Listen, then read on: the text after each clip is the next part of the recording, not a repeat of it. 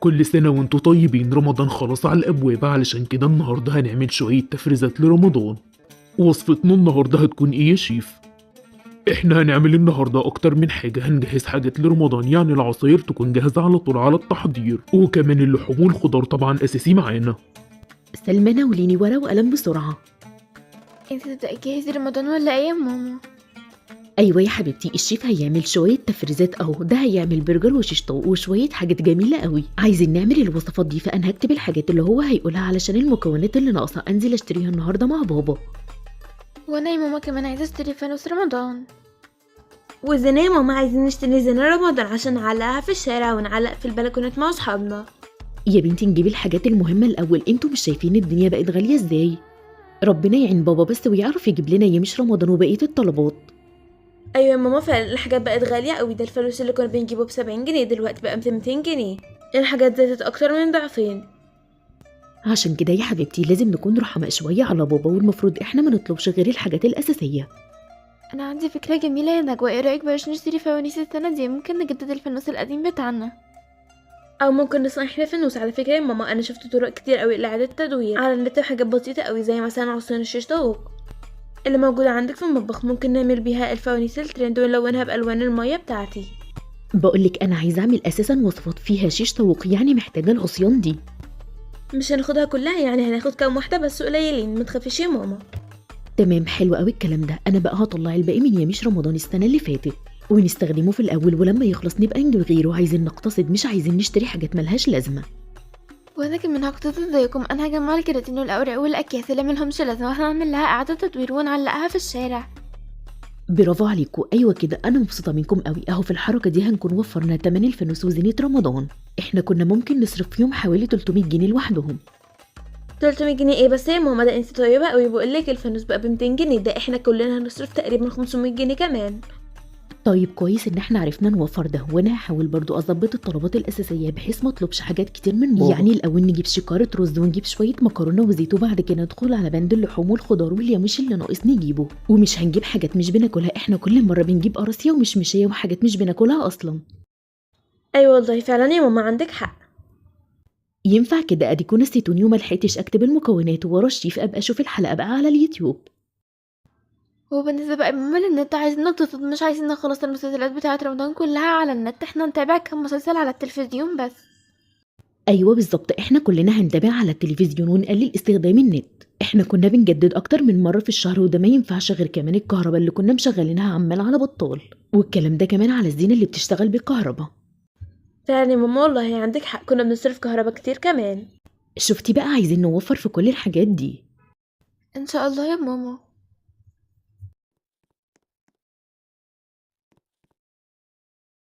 ازيكم يا حلوين، عاملين ايه؟ الحمد لله بخير، انت اخبارك ايه والشغل عامل ايه؟ بخير والله الحمد لله. انا على فكرة قبضت الجمعية اللي كنت عاملها على اول رمضان علشان اجيب لك الطلبات كلها. كتر الف خيرك، وانا هكتب لك شويه حاجات اساسيه عايزين نجيبهم الاول، وبعد كده عايزين ندخل على الحاجات الفرعيه. ماشي، وماله عايزين ايه بقى؟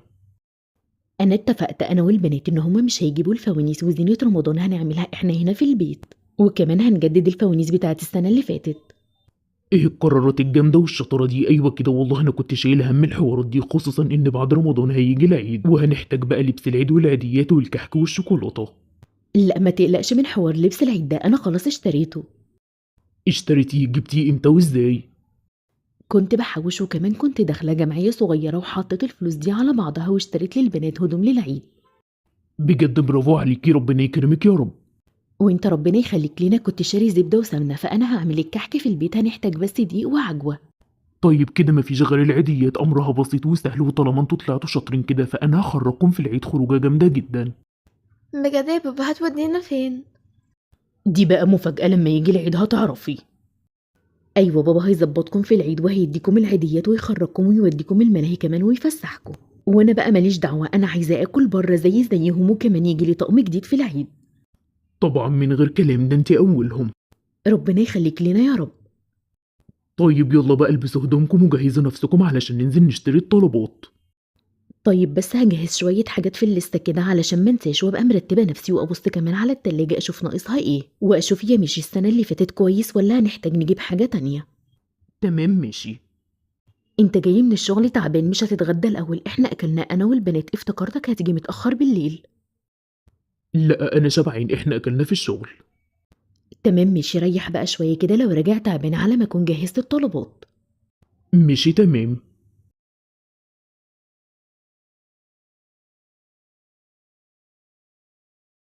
ماما احنا كمان عايزين نشتري شوية منظفات كمان، انتي نسيتي ولا ايه؟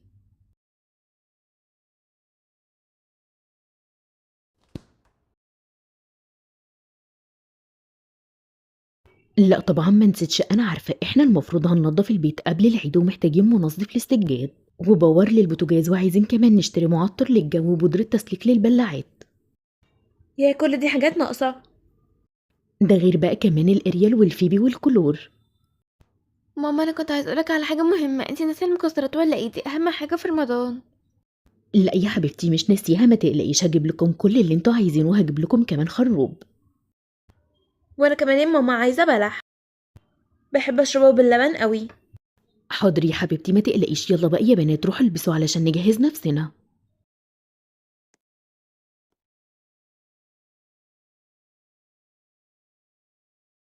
ها جهزت ولا لسه؟ 5 دقايق وهنكون جهزنا ان شاء الله. تمام، أنا هسخن العربية على ما تلبسوا.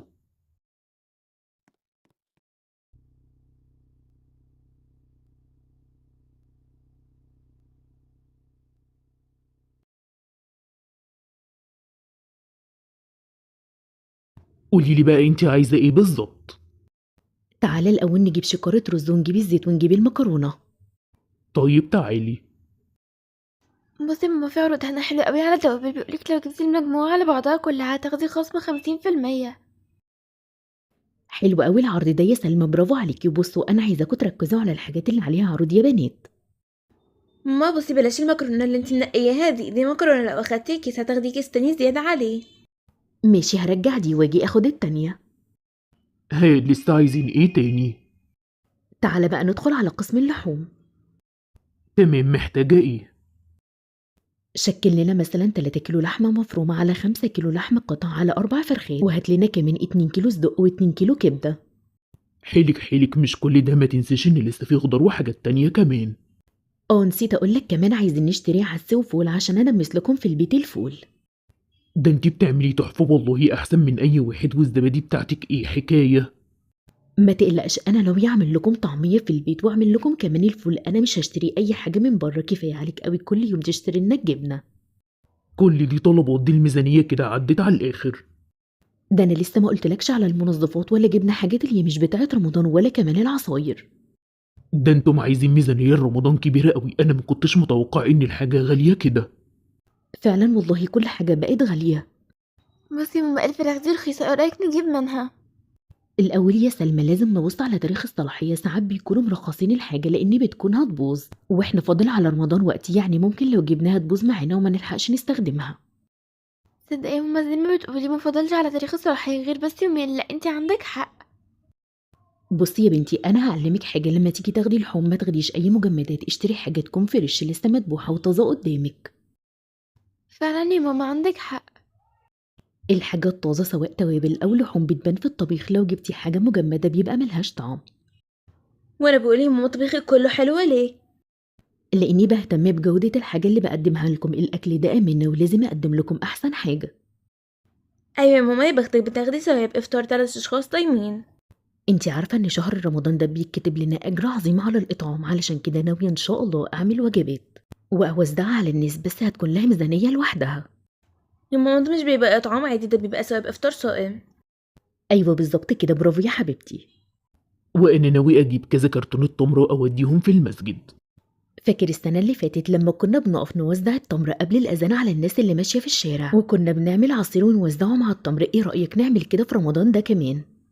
والله فكرة، خلاص أنا هجيب كرتونة تمر زيادة وهنشتري كام كيس عصير زيادة علشان نعرف نعمل زي السنة اللي فاتت. سبحان الله، إيه الحاجات اللي بتعمليها دي؟ بتبارك في الحاجة وبتزودها فعلا، زي ما بيقول ربنا ما نقص مال من صدقة. ربنا يا رب يجعله في ميزان حسناتنا ويعود علينا بالصحة والعافية وعلى الأمة الإسلامية كلها. يا رب يا ماما انا فرحانه قوي ان خلاص ما عادش فاضل غير اسبوع على رمضان. وانا كمان. احنا كده تقريبا خلصنا كل الطلبات. هروح بقى نرص الحاجات دي في البيت وابدأ تفريز الحاجة دي. طبعا يا بنات هحتاج مساعدتكم. هتقشروا لي بصل كتير عشان اعمل البرجر والكفتة واصبعهم واعينهم جاهزين في الفريزر. وهحتاج منكم كمان ان انتوا تساعدوني في تتبيلات الفراخ والحاجات اللي هنقعد نجهزها سوا. انت عارفه يا ماما، انا شفت الشيف بيعمل عصير بطريقه تحفه قوي، بحيث ان انت تاخدي مكعبات وتحطيه في الشفشق وتكبي الميه على طول عليه، وبيعمل منها بقى جميع انواع العصاير. ممكن نجهزها كده، ايه رايك نشتري اكياس التلج اللي هناك دي ونعمل جميع الانواع؟ والله فكرة حلوة قوي يا نجوى. احنا كده يعتبر يا ماما جبنا كل حاجة. يا دوب نلحق بقى نروح نظبط التفريزات مع بعض، وكمان انتوا تبدأوا تشوفوا هتعملوا ايه في الزينة. بس انا يا ماما كنت عايزه شمعة ولزق علشان اعرف اشتغل في الزينه. طيب ماشي، روحي القسم الخاص بالحاجات دي، وانت جاية كمان هاتي طقم كوبايات وشفشق للعصير لانه موجود في نفس القسم تقريبا. ليه يا ماما؟ انا كنت في مكان تاني كده خاص بالادوات بتاعة المطبخ، لكن القسم اللي نجوى رايحه له ده موجود فيه الادوات بتاعة المكتبة والالوان والحاجات دي. طيب ماشي، كل واحدة فيكم تروح تجيب حاجة من دول، وانا وبابا هنودي الحاجات دي العربية. احنا هنشيل كل الشنط دي ازاي؟ ما تقلقش، احنا كلنا هنساعد بعض. انا مش شايل همهم دلوقتي، انا شايل همهم لما نروح البيت هنطلعهم ازاي. مش مشكلة، شوية بشوية. يلا ربنا يعيننا. ايه المهم دلوقتي؟ انت لسه محتاجة حاجة تاني؟ لا يا حبيبي، كتر ألف خيرك، ربنا يخليك لنا يا رب. ويخليكي ليا يا حبيبتي.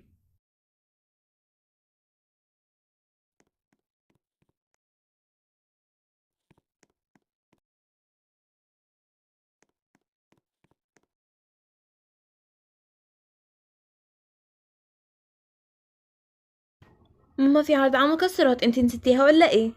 مش وقته بقى، بابا اشترى حاجات كتير والمكسرات دي مش من الأساسيات، حرام هنبقى نجيبها بعدين.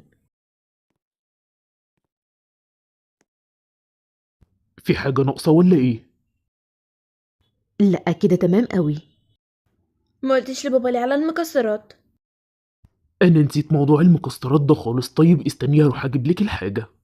لا يا حبيبي كفاية عليك كده، المكسرات مش ضرورية يعني، مش مهمة خالص. وانا مش هخلي نفسهم في حاجة، طالما نفسهم فيها هجيبها لهم. ماشي يا حبيبي اللي تشوفه.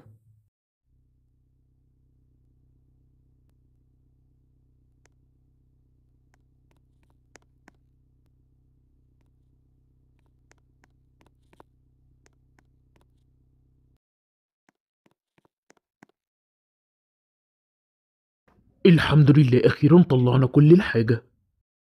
يلا بقى يا بنات قوموا علشان تساعدوني في التفريزات. ماما انا رجعت تعبانة قوي، ينفع نشتغل بكرة؟ خلاص مفيش مشكلة، لسه قدامنا وقت. اخيرا رمضان قرب. انا مبسوطه قوي، بابا امبارح جاب لي فانوس رمضان.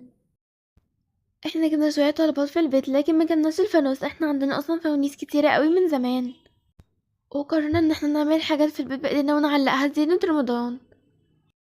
بس الزينه اللي بتتعمل بالايدين دي مش بتكون حلوه، اللي بنشتريها بتكون احلى بكتير.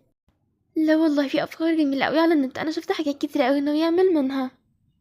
ما تشتري يا بنتي الحاجه جاهزه وتعلقيها على طول، بلاش وجع قلب. لا كده وفر واحسن، وبعدين بتحسي بفرحة الحاجات اللي بتعمليها. انتي حرة، بس هيبقى شكل الحاجات بتاعتك اللي انتي معلقاها على البيت وحشه قوي جنب حاجات الجيران اللي هم شارينها من المكتبه. لا والله دي تبقى حاجة جميلة قوي. كل واحد حر، انتي شايفه كده براحتك.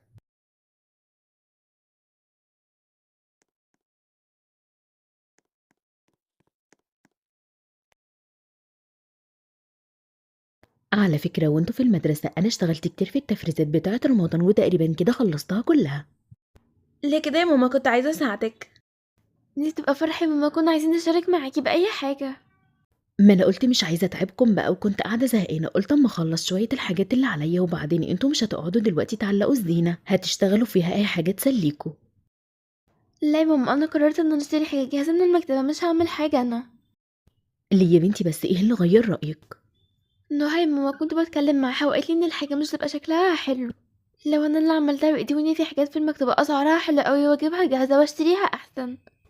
ايوه يا ماما، ده في عروض على الحاجات دي بتبقى رخيصه قوي، واحنا حوشنا من المصروف وفلوسنا وقلنا ان احنا هنجيبها، بس قبل ما نشتريها لازم نستأذنك. خلاص ماشي أنا موافقة، مفيش مشكلة، أهم حاجة إن انتوا تكونوا مبسوطين. كنت عايزه اطلب منك حاجه يا ماما. قولي يا حبيبتي عايزة ايه؟ كنت عايزاكي تيجي تعلقي معانا زينة رمضان لان احنا عايزين حد طويل واحنا قصيرين. ودي حاجة تفوتني برضو، أنا استلفت السلم بتاع الجيران كانوا قاعدين يعلقوا الزينة، قلت لهم إن إحنا محتاجينه لما يخلصوا، وبعد ما نخلص تعليق هنرجعه تاني. ايوه كده يا ماما، هي دي الافكار برضو، برافو عليكي. وانتي تعرفي إن حاجة زي دي تفوتني.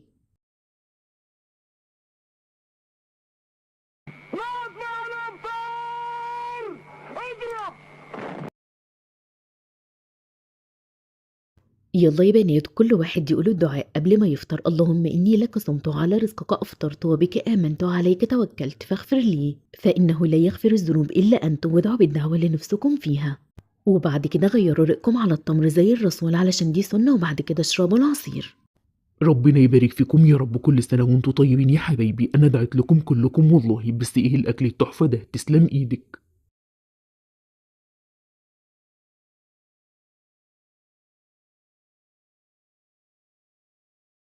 طيب انت قايم دلوقتي رايح فين؟ انت ما أكلتش حاجة، ده انت يا دوب شربت العصير بس.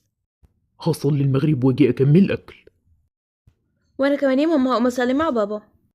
أنا مش هصلي في البيت، أنا هصلي في المسجد. صلي انت يا حبيبتي في البيت.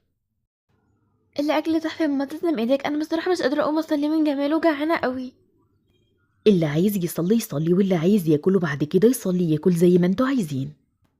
لا انا هصلي، لو قعدت اكل مش هعرف اقوم، بعد كده بقى هكسل. انا كده كده وانا بغسل ايدي بتوضى وبصلي على طول، وبعد كده بقعد اتفرج بقى على التلفزيون وجنبي طبق الحلويات والفاكهه. مو صحيحه، وانت عملتي حلويات ايه؟ عملت لكم كنافة وقطايف. والله تسلم ايديك، يا سلام بقى على كوبايه الشاي مع الحلويات دي قدام مسلسل ولا قدام برنامج رامز.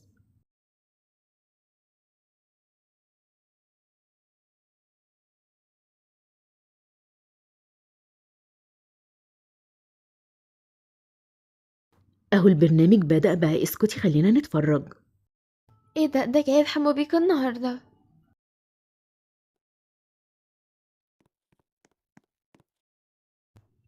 انا صليت، اما اروح اقعد معاكم بقى علشان اتفرج.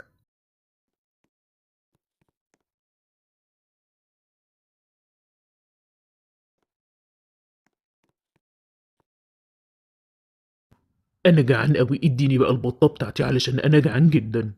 ادي يا سيدي البطة وطبق المحشي بألف هنا. الله الاكل جميل قوي يا ماما، تسلم ايدك. بالهنا والشفا يا حبيبتي، اهم حاجة ان هو عجبكم. تحفه يا ماما، هو انت بتعملي حاجه وحشه اصلا؟ ربنا يخليكي لنا يا رب. ويخليكوا ليا يا حبايبي، كل سنة وانتوا طيبين. وانتي طيبة وبخير.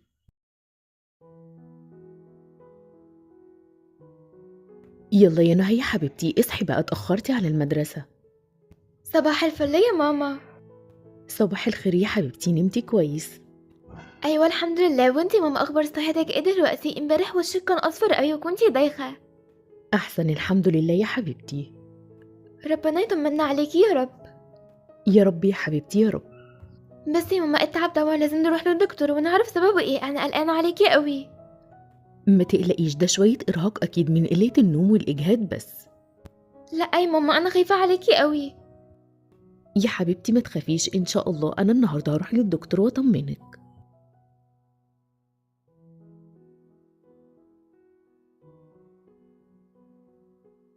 دي تحاليل مطلوبة منك. حاضر يا دكتور، ان شاء الله هعملها واوريها لك باذن الله. على فكرة الأعراض اللي انتي بتقوليها دي ممكن يكون أسبابها خطيرة. قصدك ايه يا دكتور؟ بصراحة أنا شاكك إن الموضوع ده ليه علاقة بمرض السرطان. ازاي طيب؟ وبنتي هتعمل ايه؟ دي ملهاش غيري. لازم تحاولي توديها لحد يرعاها، لأن الفترة الجاية هتكوني مش قادرة تعملي أي حاجة وهتبقى حالتك صعبة جدا، ولازم تاخدي العلاج الكيماوي، وده بيكون تأثيره صعب جدا على الجسم، وممكن تفضلي قاعدة في المستشفى معانا فترة. اصلا عيلتي كلها مش موجودة في المكان ده خالص، احنا مسافرين انا وبنتي علشان شغلي. طيب بابا البنت فين؟ للاسف باباها توفى من وهي صغيرة، عمل حادثة. أنا عندي اقتراح، ممكن توديها دار أيتام لحد ما صحتك تتحسن، وبعد كده ترجعيها تاني وتقدري تراعيها. والله حل كويس جدا، ان شاء الله هكون كويسة ومحتاجش اعمل كل ده، هجيب لحضرتك التحاليل بكرة باذن الله. طيب تمام وخير إن شاء الله.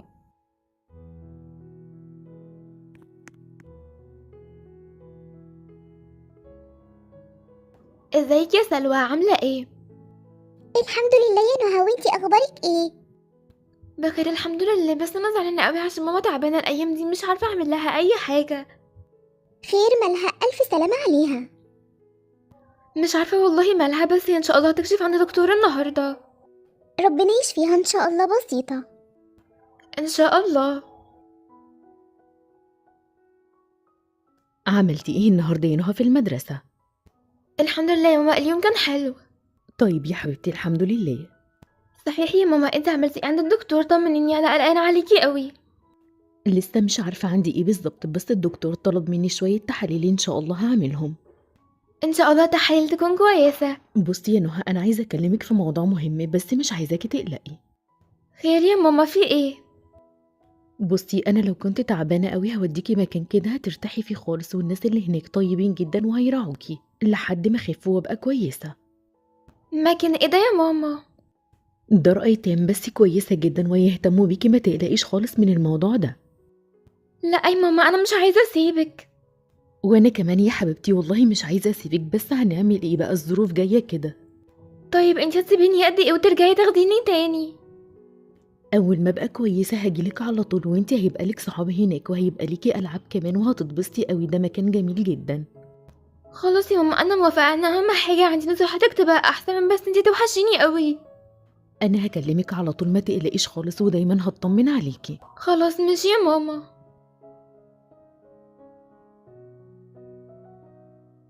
دي بنتي حضرة المديرة اللي كلمتك عليها.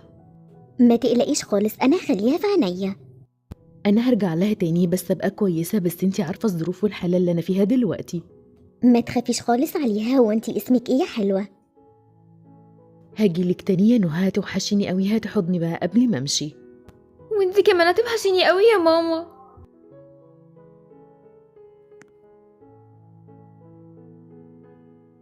عشان خاطري بقى ما تعيطيش يا نهى. حاضر، عشانك كله يهون يا ماما، المهم بس ان انت تبقي كويسه وبخير.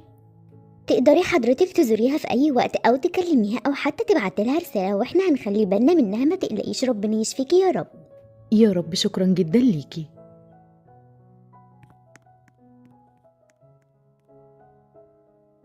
تعالي يا عسولة، انتي اسمك ايه؟ انتي جديدة هنا صح؟ ايوه، اول يوم ليا. انا اسمي نهى. ايوه المديرة قالت لي عليكي. بصي يا حبيبتي، الأوضة دي بتاعتك هناك اهي.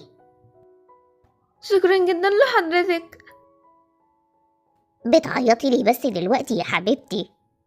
انا ماما هتوحشني قوي. يا حبيبتي بتخافيش، مامتك هتجيلك تاني واحنا هنا هترتاحي معانا خالص. انا لسه بس مش واخده على الوضع، عشان كده قلقانه شويه. كل اللي بيجي هنا بيبقى خايف وبعد كده بيحب القعدة معانا قوي. ما تقلقيش، هتتأقلمي، وبعدين هنا هتلاقي أصحاب كتيرة قوي. ايه ده الاوضه فيها سراير كتير قوي. ايوه يا حبيبتي، احنا هنا عندنا السراير مشتركة، بس ما تقلقيش هتلاقي أصحاب كتيرة قوي وهتغيري جو وهتلعبي وتتبسطي. ايه ده، هو في حد جديد جه ولا ايه؟ ايوه دي البنت الجديدة، تعالي نتعرف عليها. ازيك، عاملة ايه؟ الحمد لله. انت بتعيطي لي؟ ما تخافيش، انت هتتبسطي معانا. انا اسمي مريم ودي هناء. هو انا اسمي نهى. احنا كلنا هنبقى اصحاب. شكرا ليكي.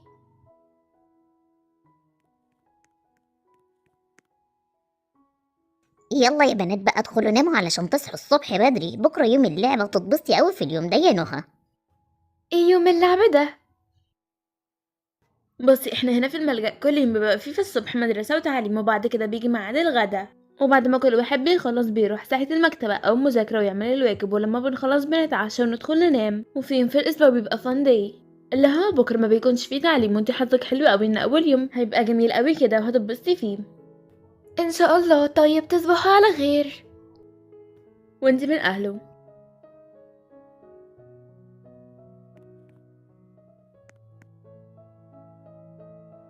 صباح الخير، ازيكم؟ عاملين ايه؟ صباح النور، شكلك النهارده فايقة كده. امبارح انا سبتك ترتاحي وقلت ان انتي النهارده هتبقي محظوظة عشان ده أول يوم ليكي. انا عايزة اقولك ان انتي هتتبسطي قوي النهاردة. شفتي كل الالعاب دي؟ تقدري تروحي وتلعبي باي حاجة انتي عايزاها. انا مش عايزه العب. ممكن تقرأي في المكتبة كتب لو انتي عايزة. ايه رأيك نروح المكتبة ونروح سوا؟ أكيد هي مش عارفة مكانها، تعالي وأنا هوديكي. الله، انا بحب القراءة قوي. طيب يلا بينا على المكتبة. بصي في جميع أنواع الكتب، انتي بتحبي تقري كتب ايه؟ انا بحب قوي الالغاز، بحس ان هي مشوقة وممتعة جدا. انا كمان بحبها قوي. طيب تعالوا نروح ندور على كتاب حلو.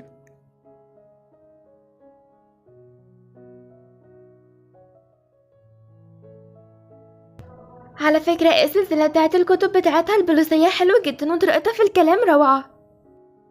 أيوة فعلا، أنا قرأت لها قبل كده أكتر من رواية وكلهم أحلى من بعض. ايه يا بنات ما بتلعبوش ليه؟ ايه اللي جابكم المكتبة؟ اصلا انا بحب القراءة قوي، واللي فهمته ان اليوم ده نقدر نروح فيه اي مكان احنا عايزينه. هو يوم ترفيهي ولا انا فاهمة غلط؟ أيوة طبعا تقدري. طيب تمام ماشي، أهم حاجة لما تخلصوا ترجعوا الكتب تاني مكانها. حاضر. يلا يا بنات علشان جه ميعاد الغدا. انا جعانة قوي. انا مش مصدقة لحد دلوقتي ان انا هاكل اي اكل كده، مش ماما هي اللي طبخة، وبعدين هي لسه مكلمتنيش ولا طمنتني عليها، ومش عارفة اكلمها ازاي. انتي ممكن تروحي اوضة المديرة وتتصلي عليها لو انتي حافظاه. خلاص انا اروح اكلمها واطمن عليها واشوفها عملت ايه عند الدكتور. تمام، هنستناكي في المطعم، متتأخريش بقى لان الغدا بمواعيد. ماشي، مش هتأخر عليكم.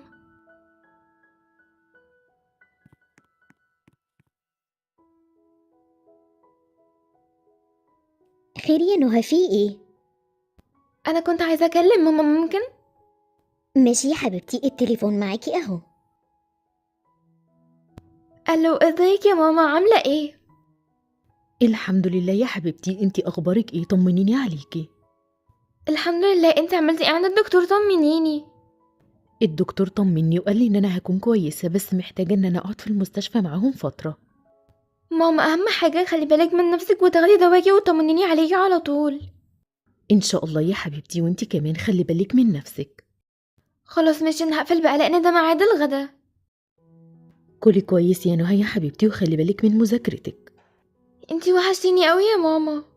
وانتي كمان والله يا حبيبة ماما. ربنا يشفيكي واشوفك على خير قريب ان شاء الله. يا رب يا حبيبتي يا رب. اهي نهى جت هناك اهي.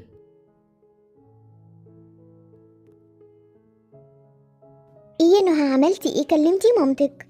ايوه الحمد لله، وطمنتني عليها. الحمد لله. يلا كلي بقى قبل ما الاكل يبرد.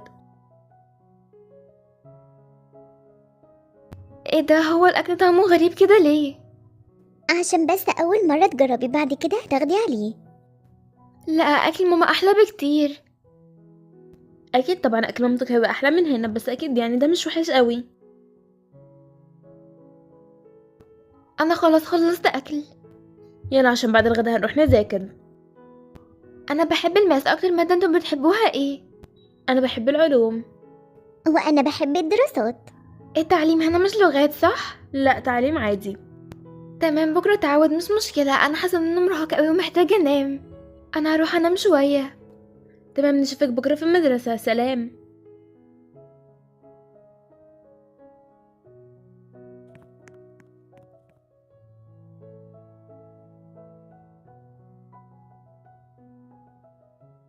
ايه ده، احنا معانا طلبة جديدة ولا ايه؟ ايوه انا اسمي نهى ولسه جاية بقالي يومين. أهلا يا حبيبتي، نورتي. كويس ان انتي متأخرتيش النهاردة وجيتي بدري، لان المس دي يعني صعبة قوي. أيوة دي أول مرة تتكلم كويس معانا. البنت الجديدة اللي عمالة تتكلمي مع اللي جنبك. معلش يا ميس، انا اصلا مش هعمل كده تاني. تمام ركزي في الدرس عشان الامتحان قرب ومش عايزة حد ينقص، اللي هينقص هيتعاقب.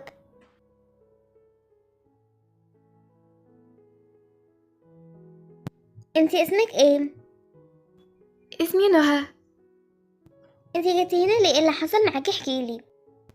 ولا حاجة، مامتي تعبانة شوية بس هي مش هتطول ان شاء الله. اول لما هتفوق هتيجي وتاخدني.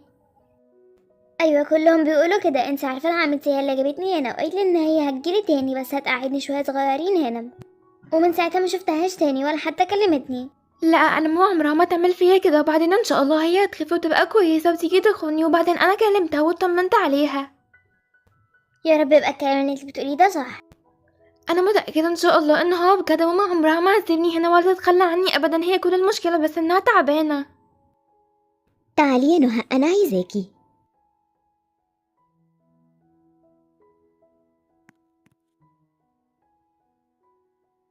خير يا حضره المديره؟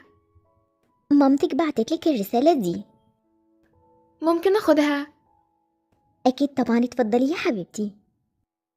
نهى يا حبيبتي، أنا بكتب لك الرسالة دي علشان أفهمك اللي هيحصل. أنا دلوقتي الدكتور طلب مني أسافر أعمل عملية خطيرة برا مصر، وأنا إن شاء الله مش هتأخر أسبوعين بالظبط وهرجع لك تاني وهطمنك عليا. علشان كده أنا بلغتك بدل ما تتصلي ومحدش يرد عليكي.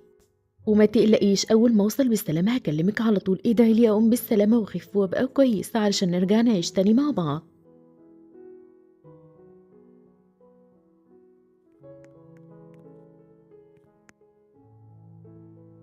مالك يا نهى بتعيطي ليه؟ ماما هتسافر تعمل عمليه خطيره، انا خايفه عليها قوي. ما تقلقيش، إن شاء الله هتخف وهتكون كويسة. يا رب. ربنا يستر النهارده في امتحان، انا خايفه قوي. المس بتقولي اللي هيجيب درجة وحشة هيكون في عقاب ليه. انا قعدت اذاكر امبارح طول الليل، ان شاء الله نجيب درجات كويسة كلنا.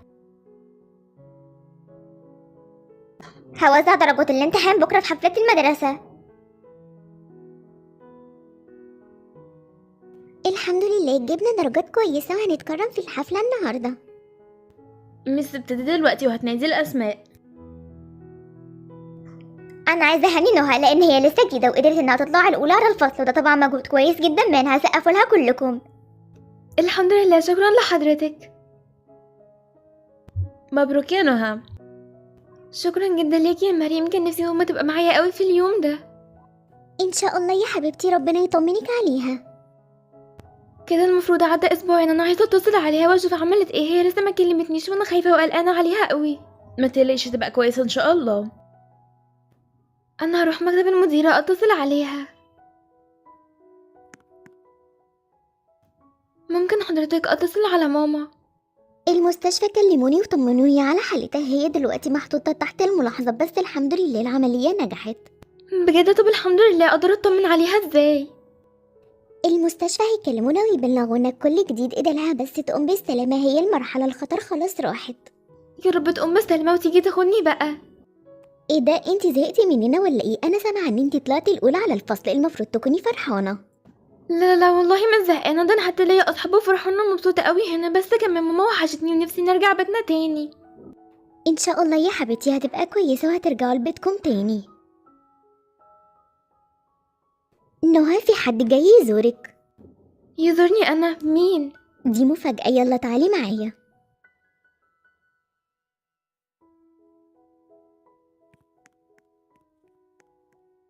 ماما حبيبتي، انتي وحشتيني قوي. هو انتي كويسه؟ أيوة يا حبيبتي الحمد لله بقيت أحسن. انتي وحشتيني قوي، سامحيني يا بنتي إن أنا قصرت في حقك اليومين اللي فاتوا دول. يا ماما انا عارفه ان ليكي عذرك، انتي كنتي تعبانه. الحمد لله أنا بقيت كويسة، نقدر دلوقتي نروح البيت، إيه رأيك؟ اكيد طبعا، نفسي اروح البيت بس ثواني هودع اصحابي. ماشي يا حبيبتي، مستنياكي. هتوحشيني قوي يا نهى، كان نفسي تفضلي قاعدة معانا. فعلا والله اخدنا على وجودك. ما تقلقوش، انا هبقى اجي ازوركم على طول. الصراحه انا حبيتكم قوي وانتوا كنتم طيبين معايا. واحنا هنستناك. الحمد لله على سلامة مامتك. اوعي تنسينا. انا عمري ما انساكم ابدا.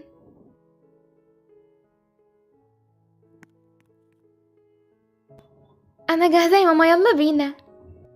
يلا يا حبيبتي.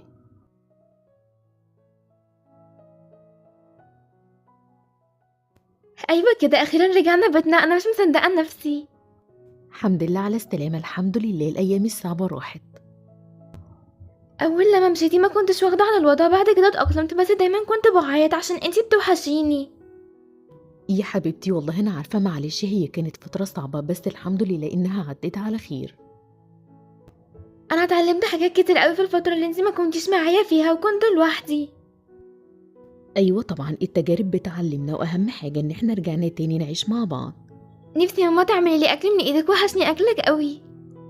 حاضر يا حبيبتي، انا هقوم اجهز لك الكيكه اللي انتي بتحبيها، وهعمل لك كمان الملوخيه والفراخ اكلتك المفضله، وعلى ما اجهز الغدا تكون انتي رتبتي شنطتك وهدومك. ايوه بنتغدى مع بعض وبعد كده نخرج ناكل كيكه ونشرب الشاي في الجنينه بره. انا بجد مش مصدقه ان خلاص حياتي رجعت طبيعيه وهرجع تاني للمدرسه واصحابي.